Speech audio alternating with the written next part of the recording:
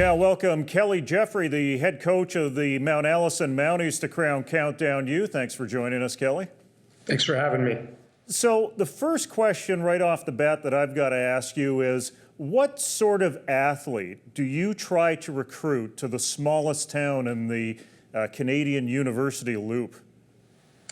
Well, when we go out recruiting, we need someone that really is going to embrace a small town atmosphere. And so, I think with the more success we've had and exposure that we've had nationally, it's been a little bit easier to find them. It really wasn't always that easy to locate those guys. But as we're discovering, there's a wealth of guys who want a small school experience, and it's probably more than everybody realizes. And so when we go out recruiting, we need someone who wants to get a degree, wants to really focus and develop on football. And we tell them straight up from the beginning, there's school, number one, there's football, number two.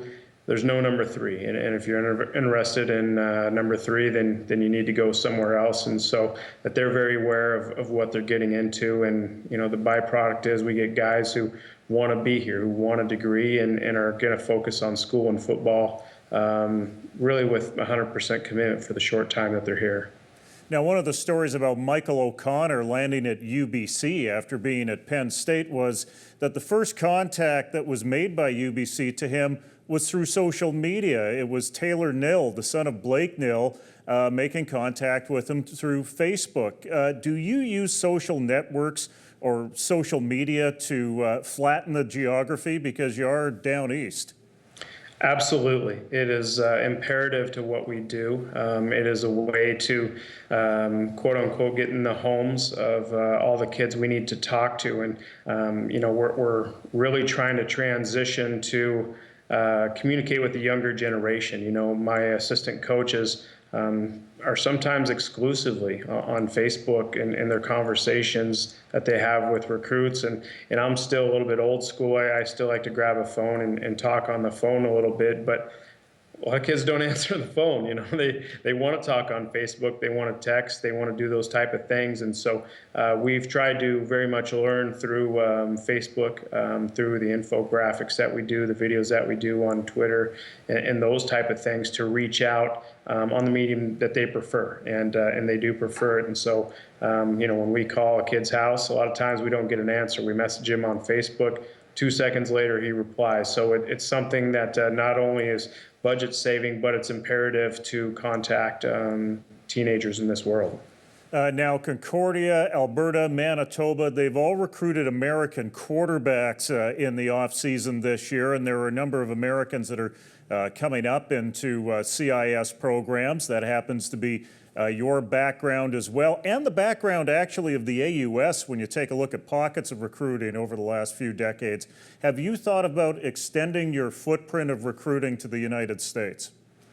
No, we really haven't. Our recruiting model is we want to be 45% Atlantic Canada, 45% Ontario, and 10% elsewhere. And so when we look at our recruiting budget, what we can afford to do, who we can afford to fly in, and who we can afford to go fly and see, it just makes economic sense to centralize our out-of-province recruiting in Nova Scotia and Ontario. And so in terms of opening it up, if a recruit from the States is interested in us and wants to come up here, certainly we'll look at that. But just with the economics of it and what we're trying to build here in terms of the culture we're trying to get, it's not something that we're out looking to do. We want the heart and soul of our program to come from Atlantic Canada. We really want to get the best players out of New Brunswick and Nova Scotia every year, and we feel like we have. And at the same time, nationally, we want the best players that we can get from Ontario and a few from elsewhere. And currently, we've our quarterbacks from BC, our Player of the Year in 2013 was from BC. So that 10% we get kind of from across the country has been valuable also. Now, I hate to remind you after the winter that you've had down east, but you lived in San Diego and Las Vegas for a little while. Tell me about what it was like being part of a program at the University of San Diego that was Division I FCS, but at the same time didn't offer scholarships. How does that compare to the resources that you have to work with at Mount Allison? University of San Diego taught me a lot of things about how to utilize the resources we did have and really how to sell the school, because the recruiting process becomes less about hey, listen, we're gonna take care of all your dreams here and pay for everything, and more about what we can provide and the value of an education. And so you really start getting into the numbers of the value of the education in terms of first year salary once you graduate, the network, the programs that you have of study, the value of the education. And so it makes you a better recruiter. You can't have a trump card at the end and say, and here's all this money. You got to make sure they recognize the value of an education. And when we started at Mount Allison, it's the same thing. We really had to dig into what makes our school unique, what makes our program special. Why should a student come here for an education?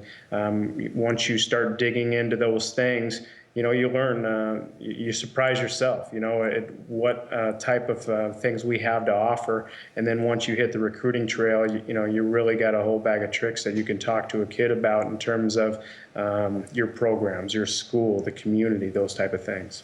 Now, you coached at UNLV for 1 year, and the head coach there was John Robinson, and he's got quite the resume in terms of his 2 stints at USC, finishing 2nd overall nationally and winning a split poll 1 year for the top team in NCAA football, in addition to coaching with the NFL's Los Angeles Rams, and I believe he got them to an NFC championship with Dieter Brock at quarterback back in 1985. Tell me what you learned from that 1 year that you spent with a guy like John Robinson.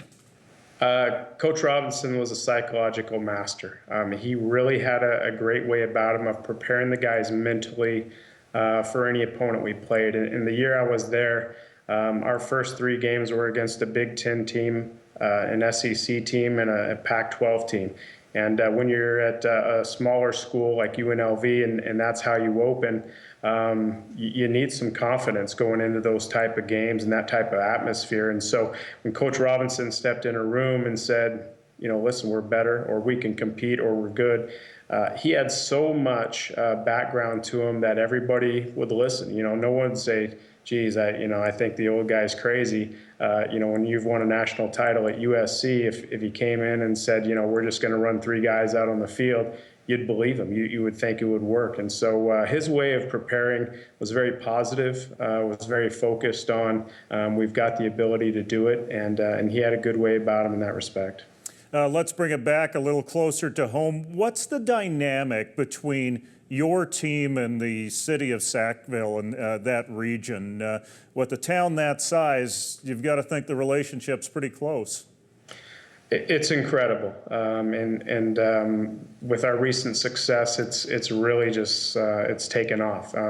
March 26th this year, the town of Sackville declared it Mountie Day, and they held up and raised the Mountie flag at Town Hall and wore Mountie colors. And encourage the town to do the same. And game day here, it's a special environment. And so when you look at our program and our small little setting and our ability to attract fans and hardcore, diehard fans, really wherever we go, it's really a special thing. And it's one of the things that when you're from a smaller town, you need everything. You need more of everything. And that's the thing that's helped us. When a recruit comes, they feel special on campus. People want to know where they're from. They want to talk to them. They're interested in them. And so it's not just the football staff talking to a young man, recruiting him to our university. It's everybody they come in contact with. And we've had several kids who have ended up coming to Mount Allison who had a special moment where someone opened a door for them, or they say, people keep saying hi to me on campus, but I don't think I know them, or they stop their car to allow them to cross the street, and they kind of think, what's going on here? So it's a necessity. We have to have a good relationship, and we have the best we can possibly have. What about the team on the field coming up for 2015? You have a lot of returners coming back in terms of starters across the board. You have to be confident to kind of pick up where you left off last year. Very excited, and whenever we've had a good veteran team here, we've done well, and I think that probably is across the board for most programs. But when you look at a defense that doesn't graduate a single starter for the second year in a row, coming off a season where we led the country in fewest points allowed, most takeaways, and third in sacks, you think you're probably going to be in most games. Offensively, we do lose a couple guards and a couple receivers. Josh Blanchard and Troy Trentham were big playmakers for us over the last couple of years, and so going out and replacing those guys is it's very difficult to do. However, like I said, defensively, we feel like we've got a lot of veteran leadership. Offense, we've got our quarterback back. We've got a running back who just finished second in the country in yards rushing. And so we feel like we've got some real tools and real pieces. And, our offseason, we've stayed hungry. We've told our guys we lost by 12 to the team that lost by 1 for the national title. And our job is to get 14 points better this offseason, and that's what the goal's been. Well, and maybe one of those measuring sticks coming up is with your Interlock game with the RSEQ. One of the things that we talked about in the Northern 8 was the idea of the number 1 team in the AUS playing the number 3 team in the RSEQ every year. That's what we've got coming up with yourselves and Sherbrooke. Could this be a statement game, not only for yourselves, but the AUS? It's an important, and when we play the Interlock game, we always want to compete well.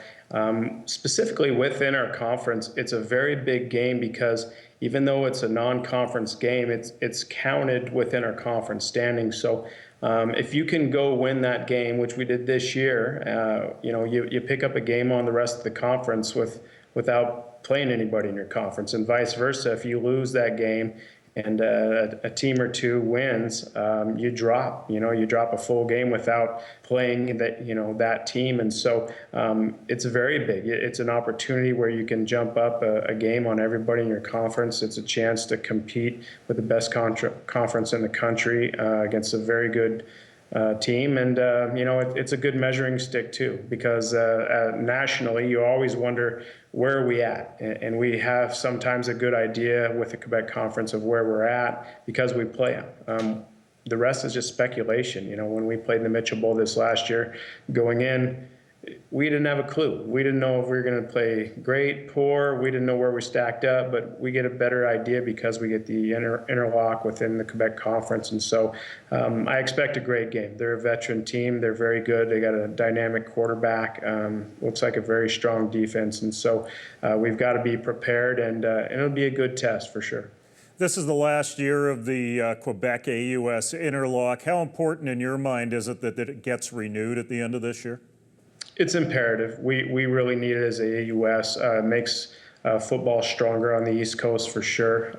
I think it helps with the branding of the game on a national level and certainly regional. And so, I really kind of enjoyed when we had 2 interlock games in the past, and now that we just have one, I still very much appreciate it and think, like I said, it's an imperative for us. And so I think it adds a lot to the game also. And as our conference gets stronger and does better in those games, I think we're going to help show the value of the game to the Quebec Conference as well. Kelly, always good talking to you. Thanks very much for taking the time to join us. Thanks for your time. You guys are doing a great job.